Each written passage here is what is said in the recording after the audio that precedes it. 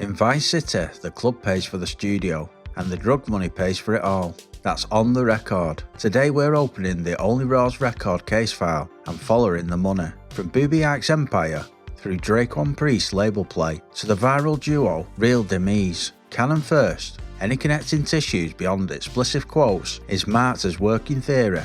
This is structure, not prediction. Let's start with Boobie Ike. He's described as a local Vice City legend who turned time in the streets into a legitimate empire, spanning real estate, a strip club and a recording studio. Friendly grim until it's time to talk business. He sums up the operating principle in just one line. The club money pays for the studio and the drug money pays for it all. That sentence is the Rosetta Stone for the music pipeline here. It tells you exactly how overhead is handled and where risk capital comes from. He's invested, financially and emotionally, in the push to make Only Raw records work. They just need a hit, and that infrastructure is already in place.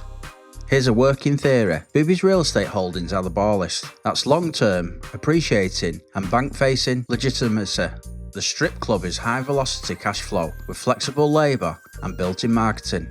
The recording studio is the asset that turns cash into products. Songs, mixes, stems, videos. The synergy is intentional. Venue revenue stabilises the studio's burn rate. Studio output feeds the venues with premieres, showcases and buzz. When a single lands, both sides get repriced. Table minimums go up, booking fees go up, and the catalogue suddenly has leverage. Enter Dre'Quan Priest. He's framed as more hustler than gangster, and even when he's dealing to get by, breaking into music was always his goal. He forms Only Raw Records and describes his scouting method in a single sentence. Dancers are like A&Rs. If the record's a hit, DJs are going to be spinning it. That's a fully specific discovery engine. The club floor becomes a live focus group. Dancers filter tracks at the speed of a set change. DJs provide immediate distribution to the exact demographic that breaks regional hits first. Now that he's signed Real Dimez, Dre'Quan's moved from hunting for a spark to trying to scale one.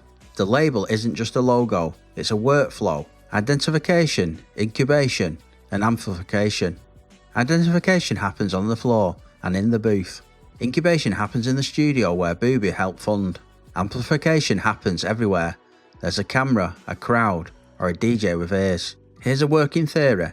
Dre'Quan's funnel starts with a track that gets traction for dancers across 2 or 3 nights. If the song keeps the room, it earns Friday and Saturday rotations. Once DJs spin it without being begged for a drop, Only Raw spends a little fast, targeted and cheap on a video scene shoot in familiar rooms.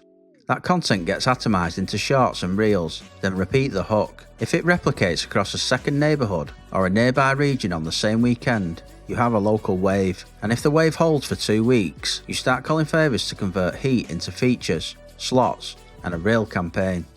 Real Dimez are the distribution accelerants in this triangle. They weaponise hooks into repeatable, memorable loops. Their audience doesn't just understand the full bar count. They need 6 seconds that feel inevitable. The duo understands how to stage a chorus for a phone camera, how to build a call and response that reads on tiny screens, and how to ride the beat that DJs can blend between 2 mixes without losing dancefloor energy. Here's a working theory. Only Raw's Records' initial deal with Real Dimez is possibly on short terms, but on heavy options, with a quick extension trigger if the signal thresholds are hit. The message for both the audience and the local ecosystem is simple. The club is the radio, the camera is the press, and the studio is the factory. Put the pieces together and we get a closed loop.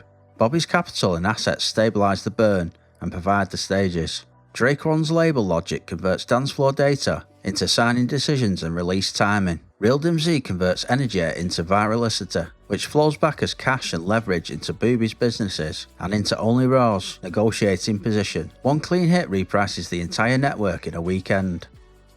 Let's translate that into mechanics. Club to studio. Nightly cash pays for studio hours, mix and master, and fast turn videos. A single showcase can double as a casting and content session. If the crowd reacts, you capture it and you've already cut the promo.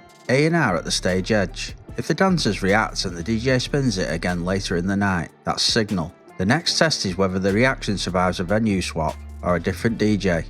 If If it does, you have a real record, not just a moment. Revenues from the club and from the venue adjacent services help fund more studio time and better video production. Meanwhile, heat on the record improves the negotiating power for features, syncs and favoured slots. Eventually the loop funds itself, the hit pace for the next attempt. In a good month it funds for 2. Leverage and splits. The side controlling distribution, venues, labels, relationships, can negotiate catalogue options and extensions. In a scene like Vice City, speed wins. If the label can move in days, not weeks, artists are more likely to accept tighter terms for the chance to ride an active wave before it collapses. Where can it break? Hits are fragile. If there's no dance floor reaction, there's no DJ spin. If DJs won't spin, there's no virality. If an enforcement sweep targets the club, the cash flow that cushions studio costs gets interrupted. Rival sabotage at the venue door and at the DJ booth or in the comment trenches that can drop the momentum. And then there's the waterline. Leonida's economy touches the keys. If a supply goes wrong, everyone feels the ripple. But why does the power structure matter? Because canon implies a vertical, street cash to nightlife, nightlife to studio, studio to label, label to virality. It's resilient because every step feeds the next. It's fragile because one step can be targeted. For players, this usually translates into mission archetypes that protect the pipeline. Guarding a showcase knife after a rival threatens the DJ, recovering stolen stems before a release, escorting a van with light rigs through a bad part of town, securing a boat when the wind and the chatter both turn, or silencing a saboteur who's paying dancers to ignore a record. Again, that's structure, not spoilers. What the world implies, not what a cutscene promises. Bobby's motto, "It's all about heart," the Jack of Hearts, says he believes in loyalty that pays dividends. He plays smile and serious at once. Dre'Quan's self-described hustler treats authenticity like product market fit. If the dancers don't believe it, the market won't either. Real Dimez is live in your pocket, where fearlessness meets opportunity. They're one hit away, but one bad night from being written off. The loop rewards courage and punishes hesitation. Put it all together, only Raw Records isn't a label pasted onto a cutscene. It's a machine built out of rooms, people, and incentives.